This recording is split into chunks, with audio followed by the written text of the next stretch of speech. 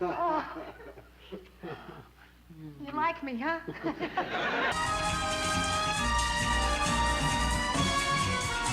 And Wes told us it was. See the card, Wes. Your cheeks. Some TV shows were forgotten for a reason, not because they were ahead of their time, not because they were misunderstood, but because they were so jaw-droppingly awkward, it's like the entire decade got drunk and greenlit everything in sight. Today, we're jumping into the 70s sitcom graveyard, a place where chimpanzees got lead roles, musical numbers came uninvited, and laugh tracks couldn't even save the cringe. I have a son who's 14. This whole thing is scientifically impossible. You'll laugh, you'll cringe, and by the end, you might just be grateful your memory blocked these out in the first place. Let's kick things off with a show that proves sometimes even a young Mark Hamill can't save a sinking ship. And one, and it was 12 o'clock before I realized I was having. The Texas Wheelers. Imagine a deadbeat dad played by Jack Elam, rolling into town after years of absence to raise his 4 kids. Now imagine that as a comedy. That's the Texas Wheelers. It featured a pre-Star Wars Mark Hamill, which sounds cool, until you realize even Luke Skywalker couldn't bring life to a show about a grumpy guy teaching his kids how to survive with zero parenting skills and a truck full of bad decisions. It was like someone watched the Waltons, got bored, and said, what if we make it dirtier and meaner, but funny? Spoiler, it wasn't. Speaking of family disasters, let's talk about a show that thought Vegas showgirls and teenage babysitters belonged in the same room.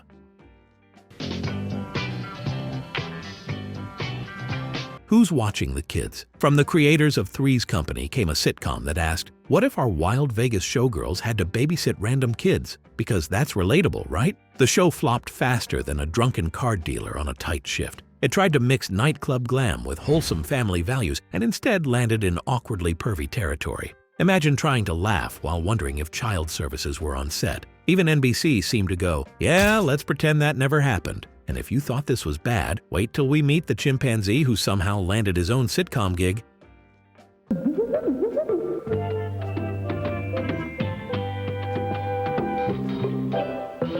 Me and the Chimp. What happens when you take Ted Bessel from That Girl and pair him with a chimp named Buttons? You get Me and the Chimp, a show that sounds like it was pitched at a zoo fundraiser and accidentally got picked up. Buttons wasn't just a pet, he was treated like a family member. Hijinks included tea parties, bubble baths, and everything short of chimp tax returns. If your dream comedy involves a man constantly cleaning up after a monkey's mess, literally and emotionally, this was your show. For the rest of America, it was an emergency TV off button. At least Me and the Chimp had energy. The next one barely had a pulse by episode 1.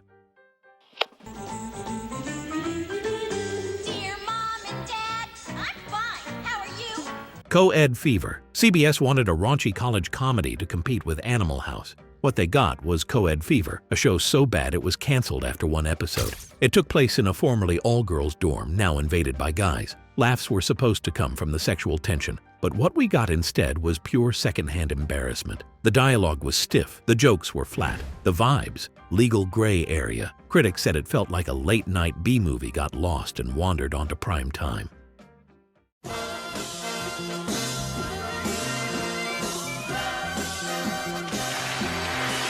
The Brady Bunch Hour. Remember the Brady Bunch? Now imagine them in full glitter outfits doing water ballets and lip-syncing disco tracks. That's the Brady Bunch Hour. The family moved from sitcom suburbia to a fake variety show stage, performing musical numbers between skits. It was like The Muppet Show, minus the Muppets' charm or logic. The original Jan refused to return, so they recast her and hoped no one noticed. Everyone noticed, especially January. This show proved that not everything needs a spin-off, and definitely not one with synchronized swimming.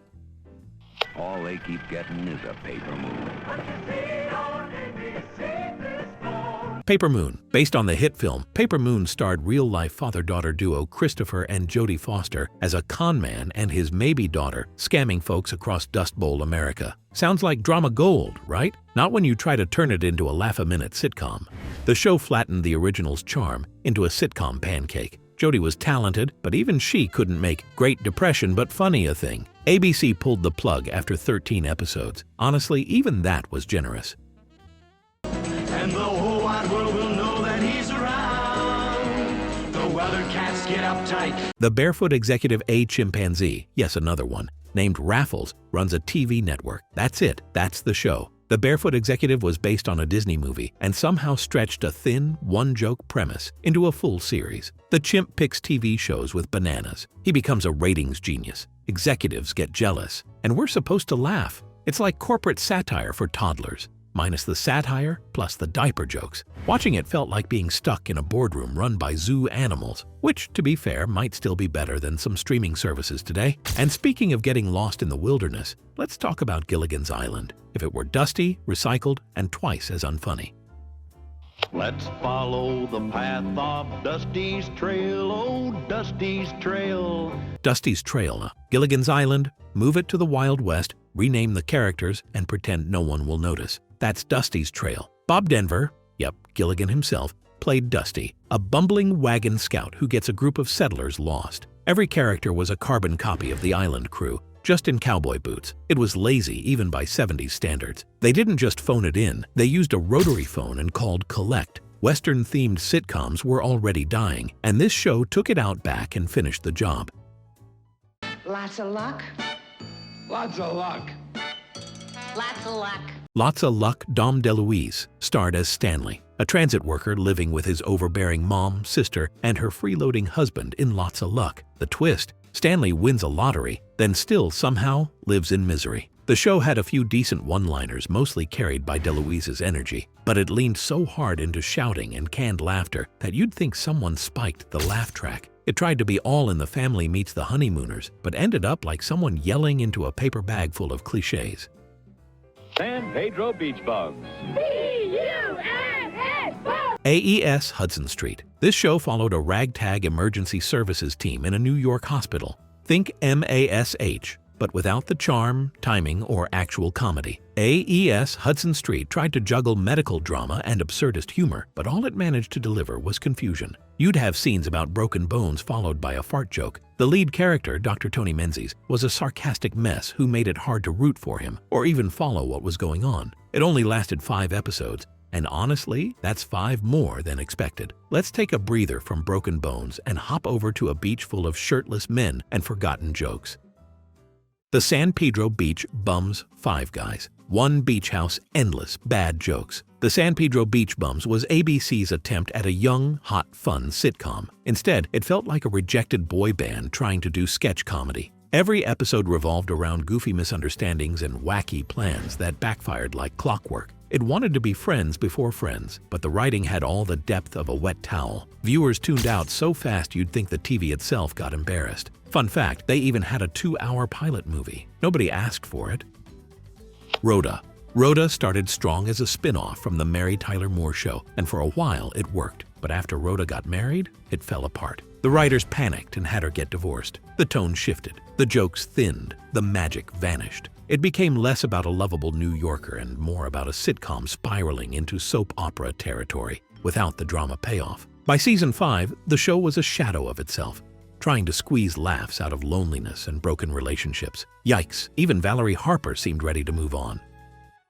Mary Hartman, Mary Hartman. This one's weird, really weird. Mary Hartman. Mary Hartman was a satirical soap opera about a housewife whose life constantly unraveled in surreal, uncomfortable ways. Murders, affairs, emotional breakdowns, and it was all played for dark comedy. Some called it genius, others just felt deeply disturbed. It walked the line between clever parody and please turn this off. Mary once had a full-on breakdown on live TV. Not a joke, that was the actual plot. It wasn't just ahead of its time, it was on another planet. But even then, not everyone wants existential dread with their canned laughter. And now let's meet a robotic police officer who can't function properly and whose entire punchline is, "Look, he's broken again." Holmes and YoYo. A robot cop named YoYo partners with a human detective, Holmes. The punchline? YoYo malfunctions constantly. He eats paper, walks through walls, and short circuits when emotions are involved. Basically Inspector Gadget without the gadgets, or the charm. Every episode relied on the same 3 jokes: robot goofs, confused criminals, and Holmes pretending he didn't just see his partner spit sparks. ABC thought it was quirky. Viewers thought it was a tech error. YoYo even had a control panel in his chest with flashing buttons, because nothing screams comedy like chest beeping. But hey, at least YoYo was trying. The next guy just yelled at recruits for 2 seasons and called it a show. CPO Sharky Don Rickles was hilarious in stand-up, but CPO Sharky felt like someone dared him to scream for 30 minutes straight. He played a Navy officer barking insults at new recruits, most of which would get the show canceled in 5 minutes today. The jokes were basically Rickles roasting everyone's ethnicity, height, and haircut. It was sitcom boot camp, minus the growth, depth, or likability. It dragged on for 2 seasons somehow, probably riding Rickles' fame like a sinking lifeboat. Fun fact, Johnny Carson once walked onto the set during taping and interrupted the show. It was the best part of the series. Flatbush Brooklyn Pride? Not here. Flatbush followed 5 guys called the Fungos doing what exactly? Unclear. They hung around, made lame jokes, and tried to flirt with girls. The pilot offended so many New Yorkers, the city's mayor demanded it be pulled. CBS obliged after just 3 episodes. The Italian-American community especially hated it for leaning into lazy stereotypes. One critic called it Saturday Night Fever without the fever. No storylines, no character arcs, just lots of gum chewing and shouting "aye" like it was a punchline. The Paul Lynde Show. Paul Lynde was brilliant in small doses. On Hollywood Squares, he crushed, but put him center stage in his own sitcom, total misfire. He played a grumpy lawyer with a chaotic household, and every scene felt like a setup for him to deliver a sassy one-liner, then stare into space. It wanted to be Bewitched meets Father Knows Best, but instead it was just Father is exhausted. Writers didn't know how to stretch his one-note humor into full episodes. It wasn't campy enough to be fun, or grounded enough to care. It only lasted 1 season, which was generous. Three's a Crowd. This was supposed to be the next chapter of Three's Company. Spoiler, it was the final chapter, and the book got closed hard. Jack Tripper moves in with his girlfriend, shocking I know, and battles awkward situations with her disapproving father. Gone were the goofy misunderstandings and sexy shenanigans of the original. Instead, Three's a Crowd served reheated jokes with none of the spice. Audiences wanted the original trio, not a bland relationship sitcom with sitcom dad rage. Ratings plummeted, critics yawned, ABC quietly pulled the plug, and John Ritter moved on to shows with actual energy. Now, if you thought that was bad, let's go meet some country girls trying to replace Heihaw and failing with full rhinestones. Heihaw Honeys. Take Heihaw, strip away the few things that made it funny, and shove in 2 blonde bombshells singing off-key in front of a laugh track. That's Heihaw Honeys. It was supposed to appeal to younger viewers, but mostly just confused everyone. The show tried to blend variety segments, fake interviews, and cheesy country humor, but it never found its footing or its fan base. Even hardcore Heihaw fans were like, "I'm good, thanks." It was like watching someone try to make cornball humor sexy, which, newsflash, doesn't work.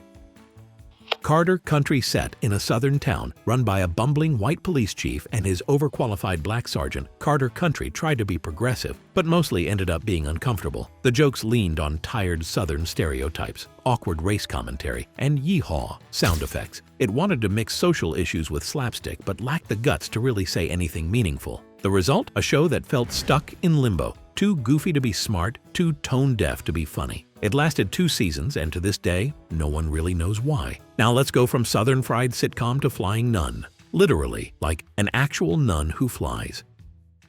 The Flying Nun. Yes, technically a late 60s show, but it bled into reruns throughout the 70s and deserves a shout-out here. Sally Field plays Sister Bertrille, a nun in Puerto Rico who can fly thanks to her light weight and heavily starched habit. That sentence alone tells you everything. This wasn't satire, it wasn't fantasy, it was just a nun who lifted off like a helium balloon whenever a breeze passed by. Sally Field later joked it almost ruined her career. Honestly, we're just amazed it lasted 3 seasons. All That Glitters. What if the entire world was flipped? Women ran the corporations and men were the secretaries, eye candy, and yes, the pregnant ones. That's All That Glitters, a sitcom with a gender-swapped premise and all the subtlety of a sledgehammer. It tried to be edgy, feminist, and clever. Instead, it was repetitive, clunky, and full of uncomfortable moments where men discussed cravings and water weight. It was created by Norman Lear, All in the Family, but not even he could save this one. Critics were baffled, audiences were silent, and it was canceled after 13 episodes. Soap. Soap was actually a hit, but it still lands on this list because of how utterly bananas it was. A parody of daytime soaps, it featured affairs, mob ties, alien abductions, demonic possessions, and, yes, puppet exorcisms. Billy Crystal starred as one of the first openly gay characters on TV, which was groundbreaking. But the show buried it under so many insane plots, no one could keep up. It was controversial, loud, and either brilliant or unbearable depending on the episode. ABC eventually panicked and axed it mid-cliffhanger. And speaking of things ending mid-sentence, here's a show about a man who literally turned into a child. Mid-life crisis, but make it magic. Big John, Little John. A science teacher drinks from a magical spring and randomly switches between his adult self and a 12-year-old version. No warning, no cure, just oops, I'm a kid again. That's Big John, Little John. And it played this cursed transformation as a zany inconvenience. Imagine trying to buy coffee, then suddenly you're too short to see the counter. There was no deeper message, just a man turning into a child, then turning back while his wife and kid awkwardly looked on. NBC canceled it after 13 episodes, and honestly, that was a mercy. Operation Petticoat, a sitcom based on a Cary Grant movie about a pink submarine. That's not a metaphor. Operation Petticoat followed a World War II submarine that accidentally gets painted pink and staffed with both Navy men and Army nurses. Cue endless hijinks involving shared bunks, romantic tension, and torpedoes of innuendo. They tried to mix military comedy with gender-based slapstick, but ended up with a show that felt like MASH's less funny cousin wearing a prom dress. Even with a decent cast, Jamie Lee Curtis was briefly in it, the show struggled to float. It was torpedoed after one season, and honestly, the ocean of bad jokes is where it belonged. If you made it this far without throwing your device out the window, congrats. You're a survivor. Smash that like button, subscribe for more forgotten disasters, and drop the worst sitcom you remember in the comments. Until next time, keep your remote close and your cringe radar closer.